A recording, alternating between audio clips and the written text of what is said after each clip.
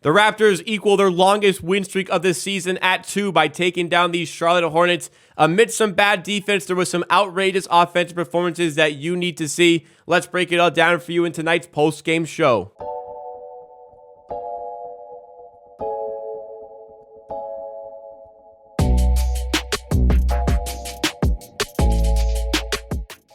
All right, everybody, welcome back on Amateur Hour for tonight's post-game show. The Raptors just took care of business against the Charlotte Hornets, winning 132-120. The Raptors pretty much led throughout this game, but the Hornets were always just right there with this team. They're always right behind us, keeping in the game with their scoring, some really good performance from them, some poor defense by the Raptors. But in the biggest moments of the game, the Raptors got the big players to hit the big shots. The Charlotte Hornets did not get that, and we win our second game in a row here on this homestand. Go to 5 games under 500 with another date against the Charlotte Hornets coming up again on Thursday.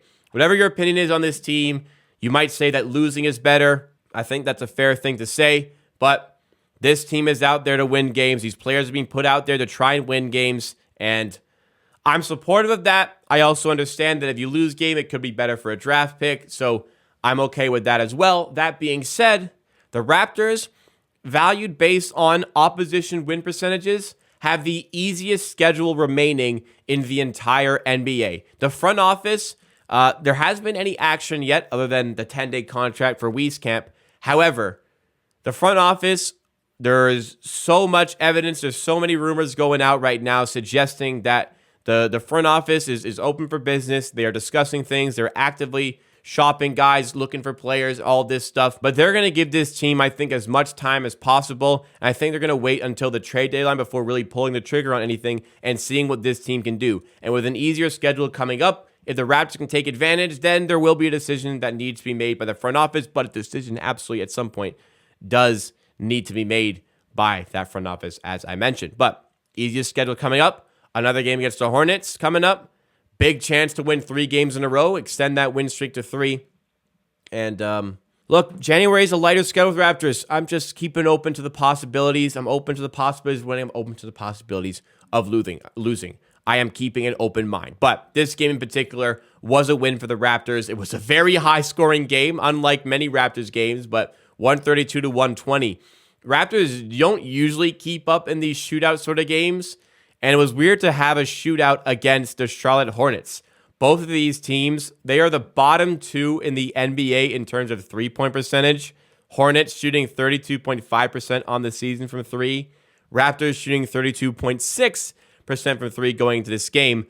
Both teams shoot above 40% for 3, and both teams are above 50% at the start of this game. So let's get into the content. Let's get into the box scores here because we had some really, really good individual nights from the Raptors. Siakam, 28 points, 10 for 16 shooting. Jeez, man, this guy's so good at basketball. 8 rebounds, 7 assists. Casual night for Siakam. He does this every night pretty much, except for those 2 nights last week, but almost every night.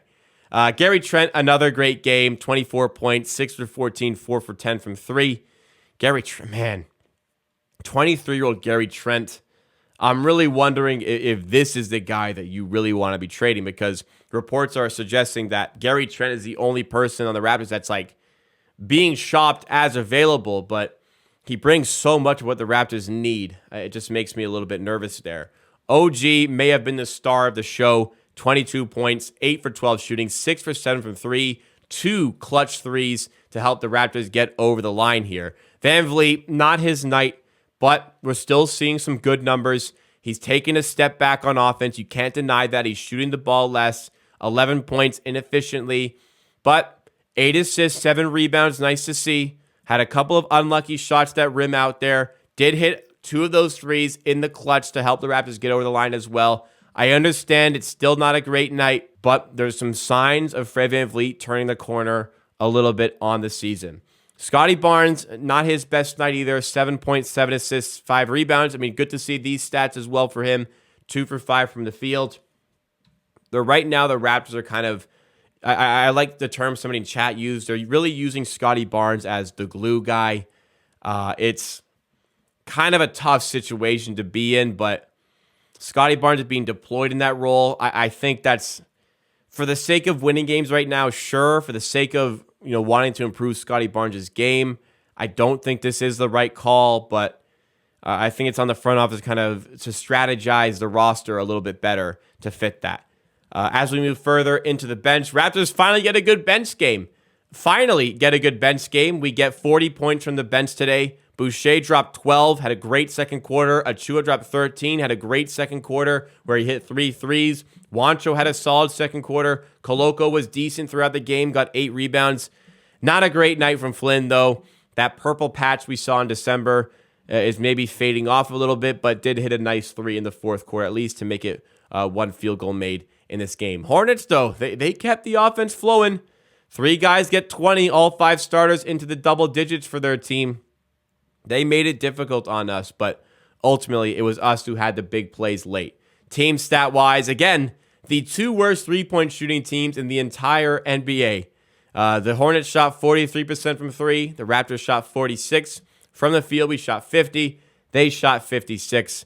It came down to, again, the big moments late in the game. But Raptors do well in the rebound category. Not great in the turnover category, but it's just enough to get over the line and win this game. So we have to have a conversation about, what this team is doing, what this team has planned, strategized going forward. It's difficult here because, trades, it's not like 2K where trades can happen like that. You go and make a trade, you just work on a discussion, but it gets done same day.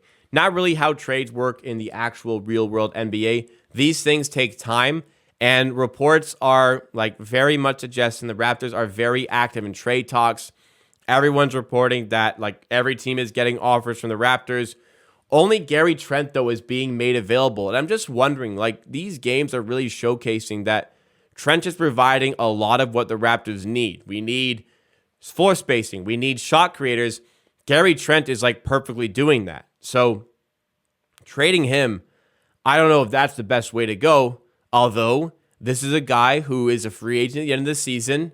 There's going to be question marks of if he stays, especially, he's had some questions about his role this year with him getting shots up. He ended up moving to the bench for a while. Is this a place that he sees a future with long term? I think he's really built up his career here. He might feel that he wants to stay here and continue to build this team.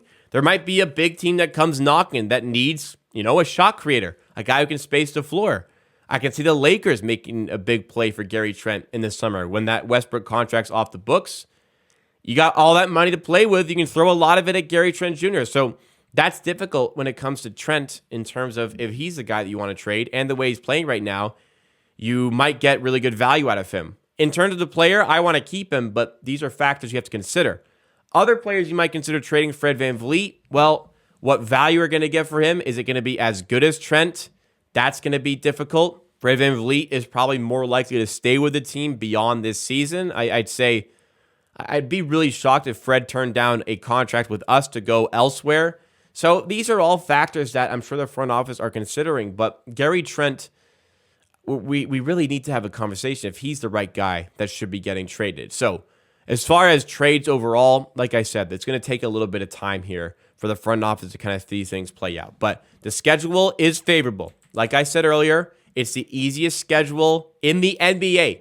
We weathered the difficult parts of it. We didn't, but we've already done the hard parts of our schedule. It gets easier. There's obviously going to be some tough teams along the way, but in terms of win percentages, there's opportunities to win games for the Raptors coming up. Let's just see what it's like until the end of January here as I pull up the schedule. So another game you should be winning on Thursday against the Hornets. The Hawks are vulnerable. You can beat them. The Knicks, we've had their number this season in some of the games. We can go and take them on.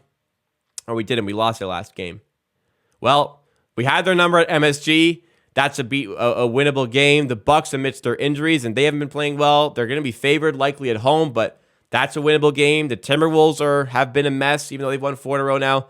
You can find wins along the way. There's some tough teams here, but mostly there's a lot of chances to get some wins here. And as the schedule lightens up, if the Raptors can play like this offensively and get things to click defensively like they did against the Blazers, maybe this is a better team than we give them credit for, but we're still a very long way away from being back in the true playoff mix. And I'm on team playing for what? The front office, I trust him to handle things accordingly. We'll see what they all come down with in the end. But hey, one day at a time. The Raptors win tonight.